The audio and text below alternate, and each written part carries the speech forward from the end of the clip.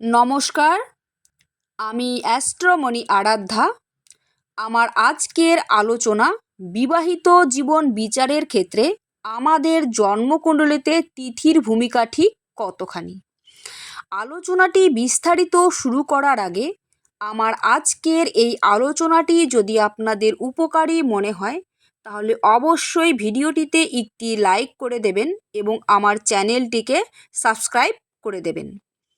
আপনার লগ্নকুণ্ডলিতে যদি লগ্ন সাপেক্ষে তিথির অধিপতি গ্রহ লগ্ন তৃতীয়, সপ্তম এবং একাদশতমভাবে অবস্থান করেন তাহলে এটি বিবাহিত জীবনের জন্য অত্যন্ত শুভ।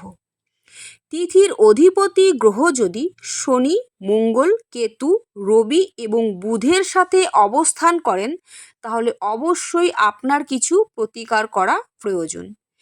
কিন্তু তিথির অধিপতি গ্রহই যদি শনি, মঙ্গল এবং কেতু হয়ে থাকে তাহলে বিবাহিত জীবন ভীষণ গুরুত্বের সাথে পালন করা উচিত।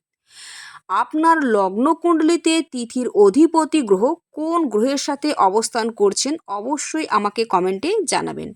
আমি নিশ্চয়ই চেষ্টা করব প্রতিকার বলে দেওয়ার। সকলে ভালো থাকুন, সুস্থ থাকুন। জয় শ্রীকৃষ্ণ।